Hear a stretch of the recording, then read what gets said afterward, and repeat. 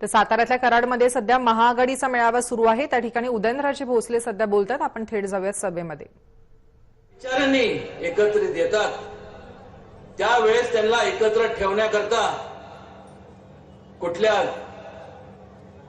ताकदीची गरज लागत नाही, कारण की त्यांचं उद्दिष्ट हे एक असतं।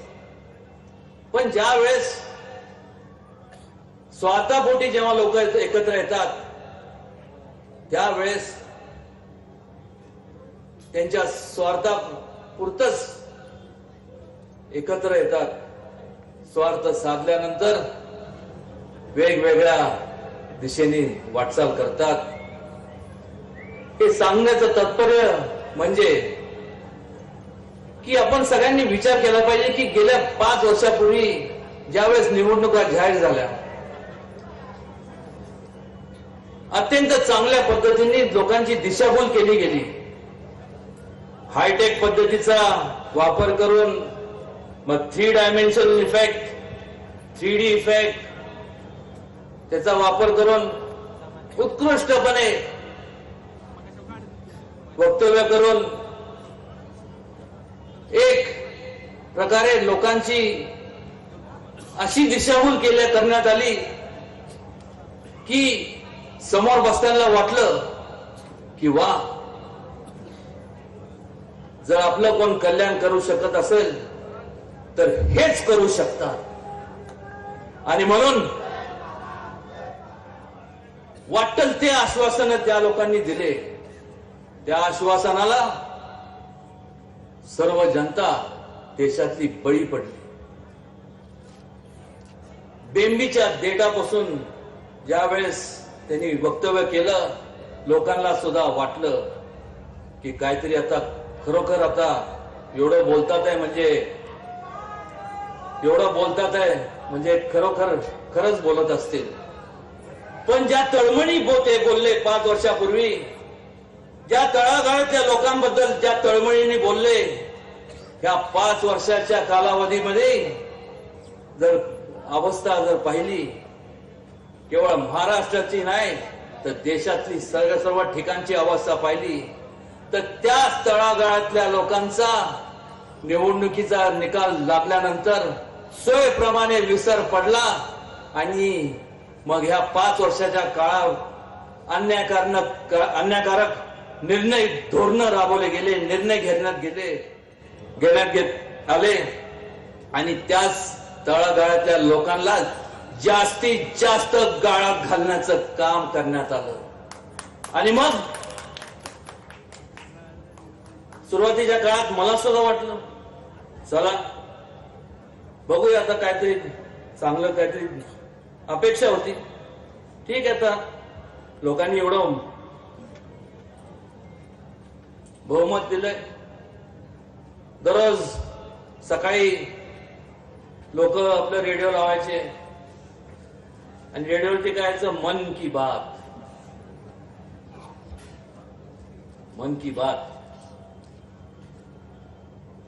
मन की बात मध्ये काय असायचं त्यावेळेस म्हणजे निवडणुकीच्या काळाच्या अगोदरच म्हणतोय तो काळ होता। आमचं सरकार आलं तर आम्ही गरिबांच्या एक बँकेच्या खात्यात 15 लाख रुपये जमा करू। आमचं सरकार आलं तर शेतकऱ्यांची कर्ज माफी करू। तिसरं आमचं सरकार आलं तर 2 कोटी लोकांना रोजगार देऊ। सगळ्यांनी ऐकलं, मतदान केलं, पटापट जाऊन सगळं चकाचक मध्ये सगळं मतदान करून वा काय मिळालं, इल्ला। आणि मग ज्या वेळेस मी या 5 वर्षात लोकांमध्ये जातो आणि मग ही झाली त्यांची मन की बात त्यावेळेसची। आता समाजात फिरत असताना समाजातल्या लोकांची प्रतिक्रिया मी आपणासमोर मांडतोय। त्या समाजातलाच एक मी घटक आहे, त्या समाजातलेच जसं तुम्ही घटक आहात त्याचपैकी समाजातले व्यासपीठावरती सर्व मान्यवर देखील घटक आहेत. तर आता समाजातल्या त्याच या 3 मुद्द्यावरती समाजातल्या लोकांची प्रक्रिया मी विचारलं आपलं काय मन की बात आहे. तर पहिलं म्हणजे ते म्हणाले की बँकेच्या खात्यात 15 लाख रुपये जमा करू. लोक आता म्हणायला लागले बँकेच्या आमच्या खात्यातून 15 लाख रुपये ते म्हणाले काढून घेऊ. आमचं सरकार आलं तर शेतकऱ्यांची कर्जमाफी करू असं ते म्हणाले. शेतकरी आणि सर्व म्हणतात आहे की आमचं सरकार आलं तर त्यांचं असं म्हणणं होतं, असं मत लोकांचं असं पडतं की आम्हाला आता ते म्हणाले की कर्जात बुडू. आमचं सरकार आलं तर 2 कोटी लोकांना रोजगार त्यावेळेस ते म्हणाले देऊ. पण आता जर अवस्था पाहिली तर त्यांचं सरकार आलं तर 2 कोटी पेक्षा जास्त बेरोजगार लोकांना त्यांनी केलेलं आहे. ही या देशाची अवस्था. त्यामुळे ह्या मेक इन इंडिया खाली यांनी जर काय केलं असेल तर या मेक नाही तर ब्रेक आर इंडिया एवढं मात्र काम या 5 वर्षात करण्यात आलं. हे आवर्जून ह्या ठिकाणी मला सांगावंसं वाटतं. त्यामुळे ह्या संपूर्ण निवडणुकीकडं निवडणूक म्हणून पाहू नका, एक चळवळ म्हणून पहा. कारण चळवळ म्हणून का पहा तर उदयनराजेंना निवडून द्यायचंय म्हणून नाही. एवढा संकोचित विचार करून चालणार नाही, अजिबात करून. स्वतःचा तरी कधीतरी तुम्ही विचार केला पाहिजे. कारण ह्यांनी घेतलेले ध्येय धोरण, राबवलेले ध्येय धोरण, जे काय संपूर्ण ह्यांनी निर्णय घेतले, आज त्यातून ते माघार सुद्धा घेऊ शकत नाही. आणि जर घेतली तर अर्थ काय निघतो की चुकीचे निर्णय घेतले. त्यामुळे त्याचं समर्थन हे करत राहणार. ज्याच्यामुळं सत्तेत बदल करणं गरजेचं आहे. आणि ह्याकरता केंद्रात केवळ महाराष्ट्रात नाही तर संपूर्ण देशभरात प्रत्येक ठिकाणी काँग्रेस, राष्ट्रवादी, मित्र पक्षांचं ज्या ठिकाणी त्या राज्यामध्ये, महाराष्ट्रात असेल आणि इतर राज्यांमध्ये ज्या ठिकाणी असे जे काय आघाडी असेल त्यांच्या पाठीशी उभं राहणं ही प्रत्येकाची जबाबदारी आहे. जोपर्यंत आपण ह्यांनी घेतलेले अन्यायकारक निर्णय बाजूला करत नाही, हे कधी होणार जोपर्यंत सत्तांतर होत नाही, तुम्ही करत नाही तोपर्यंत हे निर्णय बाजूला आपण करू शकत नाही. तोपर्यंत खऱ्या अर्थाने पुन्हा एकदा जी परिस्थिती होती, जी आता इंडस्ट्रीची अवस्था आहे, म्हणजे दुरावस्था म्हणले तर काय वावगं ठरणार नाही. चांगलं चाललेलं आता सुरळीत चाललेलं आता संपूर्ण भकास अवस्थेत पाहायला मिळतं. काय निर्णय घेतले, कशा करता घेतले, कोणाच्या हिता करता आणि का. तोच कन्स्ट्रक्शनच्या बाबतीत ज्याच्यावरती अवलंबून संपूर्ण इंजिनियर्स, गौंडी, त्यानंतर संपूर्ण असे बरेच कामगार आहेत, त्यांची अवस्था. अन्यायकारक जीएसटी लागू केला त्यामुळे व्यापारीचा हातबल झालाय. शेतकऱ्यांच्या आत्महत्या एवढा भर पडला की ज्याचं नाव ते. त्यामुळं शेतकऱ्यांची तर अशी अवस्था झाली आहे. जन्मतो जो कर्जा घरी, जगतो कर्ज उरावरी, मरतो परी कर्ज उरी, तो भारतीय शेतकरी.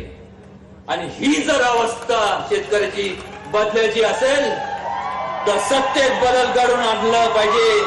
आणि लोकशाहीतले तुम्ही लोक राजे आहात, सगळं तुमच्या हातात आहे.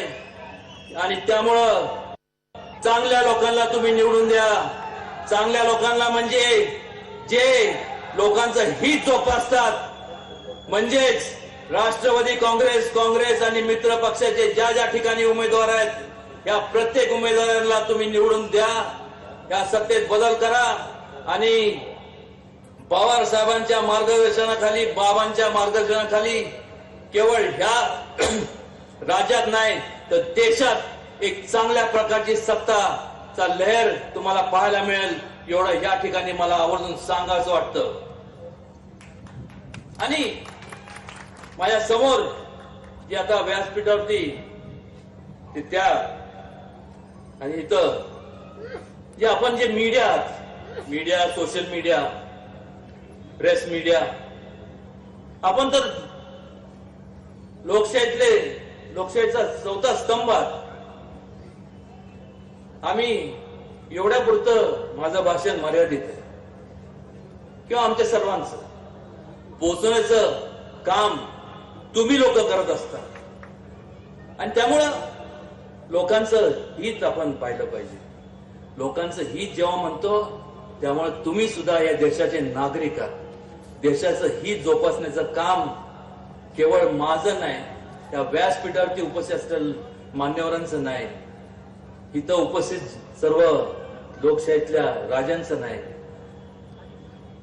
त्यांचं आमच्या सगळ्यांचं आहे. पण त्यापेक्षा जास्त जर कोणाचं असेल तर तुमचं आहे. कारण तुमच्या हातात संपूर्ण यंत्रणा आहे, लोकांपर्यंत पोहोचवलं पाहिजे. नाहीतर हा देश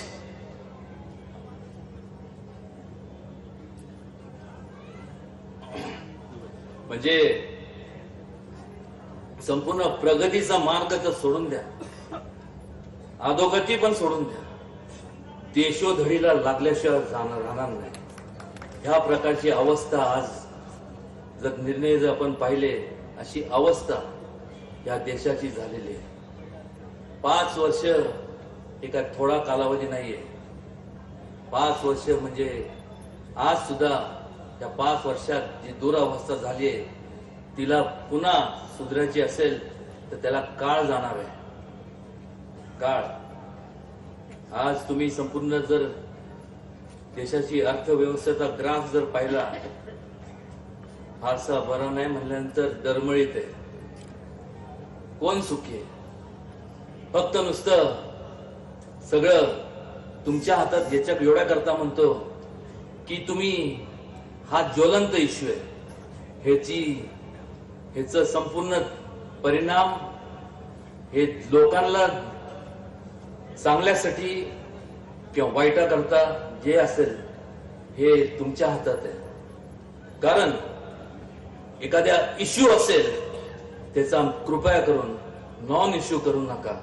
तात्काळ थोडस बरं वाटतं, TRP असेल किंवा काय असेल, मला त्यातल्या फारशी माहिती नाही, किंवा अजूनही मला काय ते व्हॉट्सअप वरती मी नसतो, मला व्हॉट्स डाऊन असतं म्हणून अजून E50 सारखा फोन वापरतो.